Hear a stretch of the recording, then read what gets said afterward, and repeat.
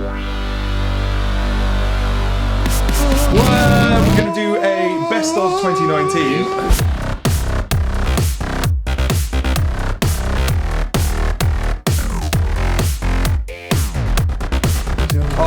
It's chapter 2. Go on then. Yeah, so It chapter 2, again, I loved the first part more than what I enjoyed the second part. Not to say the second part was terrible. It didn't feel as creepy and as Stephen King-ish as the first part. It felt a bit rushed almost. It felt a bit rushed. It felt a bit too kind of like setups, boom, boom, boom, and then it was kind of like the end of the film for me. You kind of lost a bit of the creepiness, a bit of the tension, a bit of the scare. Because I thought the first part, the first chapter, was just done so good. Stylistically, the story. I was surprised by how much I enjoyed the first part. Yeah, the horror. But like in the second chapter, they have the multiple doors where it's like scary, very scary, and all that. And it's kind of like the same as the first chapter. And I get it, but they really made fun of it within the film, and that kind of like, well, come on, let's not take the mick out of, you know, let's not be like satirical about it, or let's you know, try and be scary. Yeah, and but it was good though. Saying that, it was good. You know, it was shot nice again. I haven't seen it, but what did you think of the length? A lot of people criticise about the length of it. I was quite happy with the length. No, I think with those films, you've got to go in, right, it's going to be a long, we sit down. And because, you know, I kind of enjoyed it, and, you know, obviously the length of the film didn't seem that long. If I hated it, probably would have felt like 5 hours sitting there for. But, yeah, the cast were good. Good, not the best. There was no amazing acting in it. But it felt a bit like it was lacking something. It almost felt like it was rushed. It almost felt like it maybe needed another year before it come out. You know what I mean? Yeah. It felt a bit undercooked. Those kids will be too grown up though, wouldn't they? Yeah, I suppose. But other than that, it was good. I'll have to check it out. I want to check it out. I love the first part. It was just, again, opportunities to go to the cinema with kids. Obviously I wouldn't take kids to the cinema, but then, you know, to see a 3 and a bit hour film was kind of limited.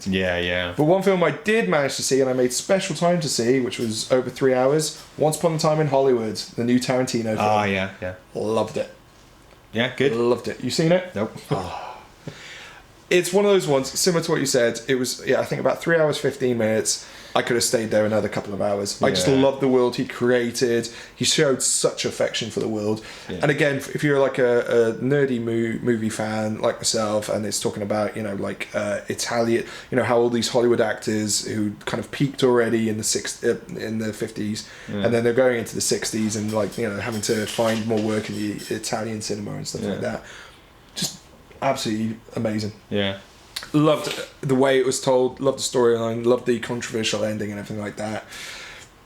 Just go see it, guys. As I say, you know, if there's a extended cut, is that his last film? No, that's his last but one 10th. Apparently. We'll see. But yeah, if there's a extended cut being released or whatever, I'll pick that up as well. Cool. And if you get the chance to see it on the big screen as well, it looks amazing. Oh, he's great talent. Again, production design, like we were saying about Joker, absolutely flawless production design. Brad Pitt, one of his best performances ever. I like Brad Pitt. Leonardo DiCaprio playing to his strengths. Like, Leo's always best when he's playing kind of like a cocky, arrogant guy. That's his character down to part. But also you get to see a lot of behind that, like when he's by himself and he's like completely unsure of himself. Played for laughs. Fantastic. Really good. So another recent release, which is big ensemble cast, and one of the first times for a long time I've been in the cinema where people were just laughing out loud throughout the film. Knives Out. So, like murder mystery whodunit from Rian Johnson, who directed Brick, Looper, and The Last Jedi. This one has amazing cast again. You got like Jamie Lee Curtis, Chris Evans, Daniel Craig, Michael Shannon. Amazing cast, really well done. People just it's going back to just the love of movie making. Remind me similarly to like Hateful Eight. You know, let's basically put a bunch of people in a house, have them argue and try find out information from each other. Right, another knife-related film. Seen this? Watch this. Knife and Heart. Ah. So we talked about this a while ago, Jim, but I don't know if you remember that. Quite an obscure one. I think you can probably get it through Prime Video, although not for free. You might have to pay for rental. Set in the 80s German gay porn scene. It's a giallo film. It looks amazing. It's so beautifully shot. Again, it's very much about filmmaking of a different kind, but still very much about filmmaking. Vanessa Paradis, like 90s starlet, like returns to movie making in this film. Fantastic. I'm not going to say any more. Just check it out. What's that on Prime, is it? I think you can get through Prime, but you do have to actually, pay a bit of money. But it's definitely worth a rental if nothing else. The next one, I think, had a festival run last year, but had like a proper wider release the beginning of this year. One Cut of the Dead, Japanese. That is on Prime, isn't it? That is on Prime. Yeah. I rented it around about my birthday. Amazing film again. I don't want to say too much. Starts as kind of like a found footage horror film, and then just goes into completely different directions.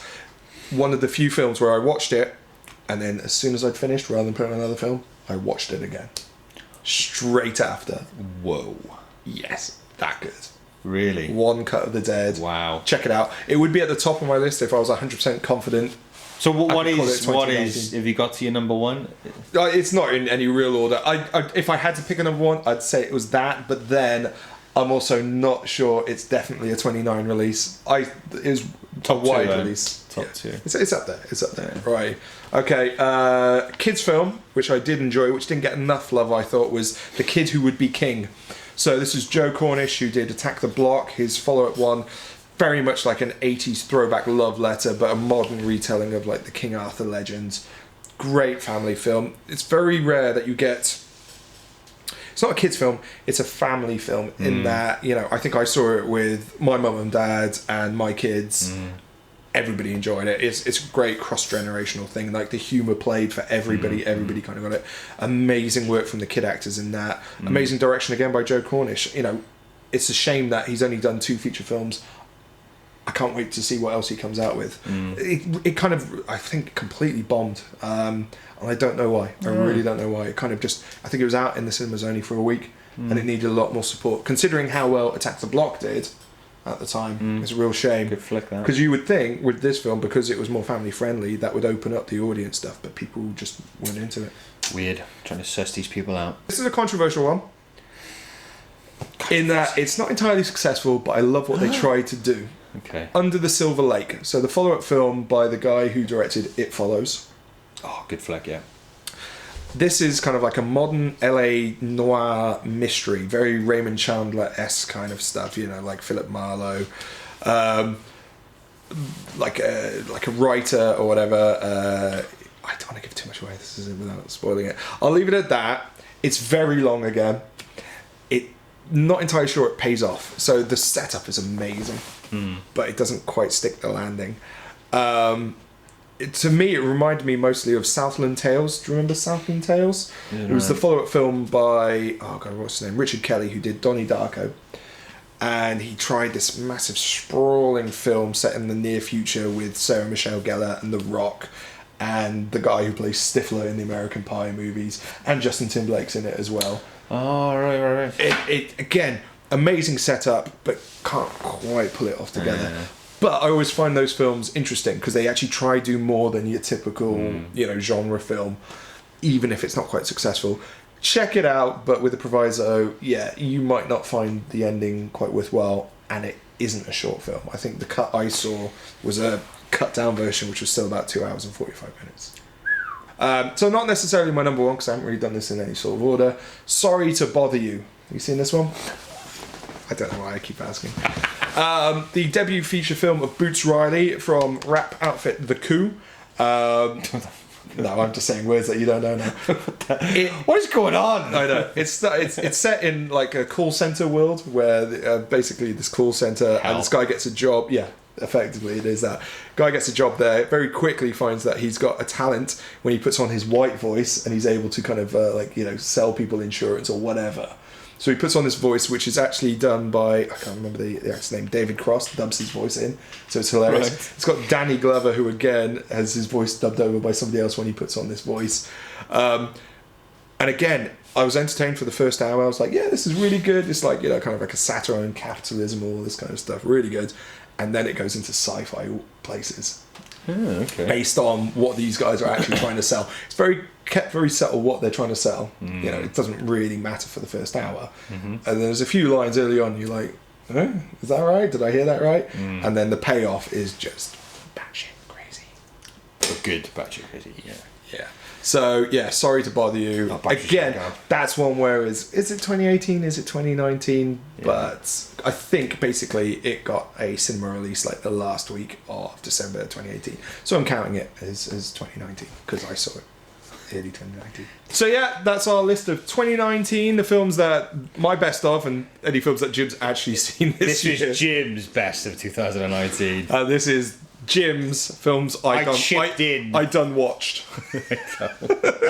Whether they were good or not. I do actually like films, believe it or not. I do like motion pictures.